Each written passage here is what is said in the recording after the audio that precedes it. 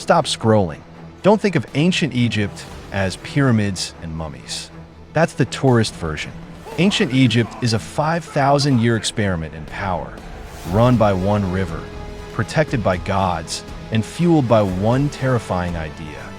If the afterlife is real, your entire country becomes a machine to defeat death. And this machine didn't run once.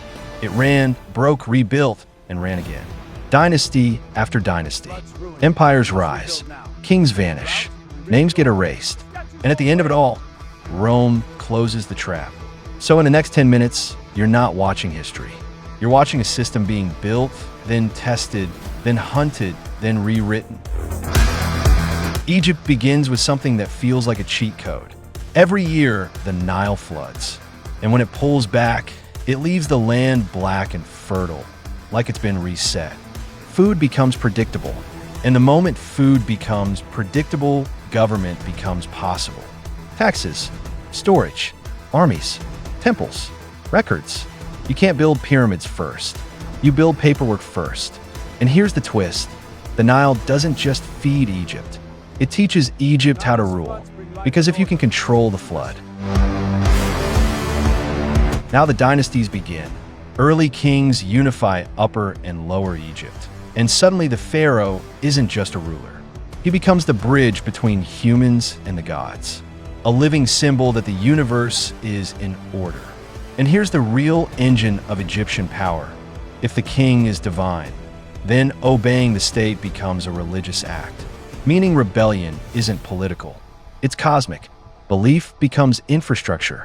And infrastructure is stronger than fear because people will defend it themselves. Then the Old Kingdom hits.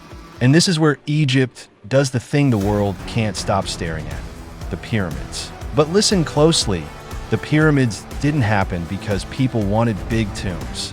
They happened because Egypt had a perfect storm for a short moment. A strong central government control over massive labor, predictable agriculture, and a religion that demanded eternal kingship. So Giza isn't just architecture. Giza is a message, a statement carved into the horizon. Now here's the part most videos skip. The pyramid age didn't end because Egyptians forgot how. It ended because pyramids were too expensive, too centralized, too visible, and too tempting. And once the state weakens, local governors rise, power fractures, the center collapses. Not a curse, not aliens, not fate, a system failure. And when a system collapses, something always happens next. A comeback or a takeover. Egypt chooses comeback. The Middle Kingdom rebuilds the state tighter and smarter.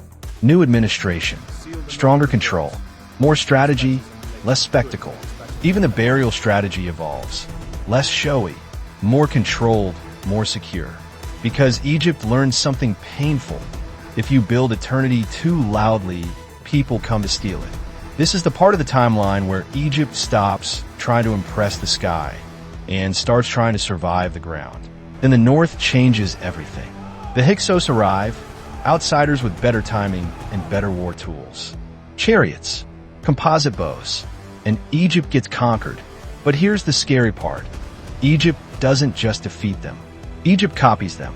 And when Egypt learns invasion technology, Egypt stops defending borders. Egypt starts hunting power.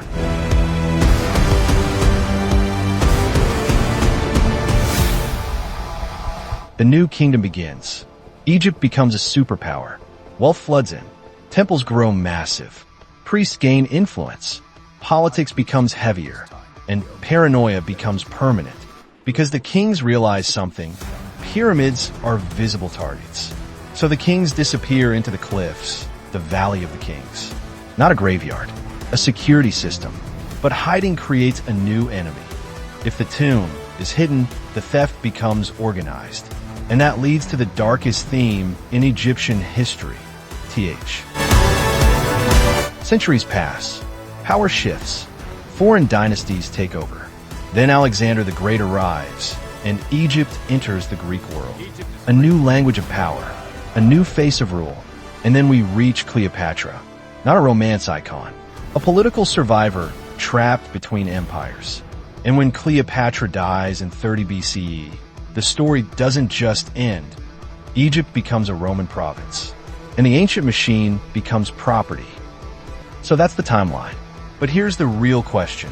How do they actually build the impossible and control millions with belief? Because the pyramids weren't magic. They were management. And in part 2, we go inside the machine.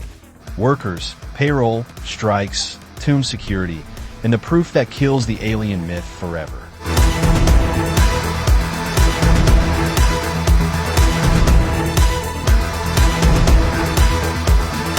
Comment one word, pyramids. Tut, Cleopatra. Which era should become a full series?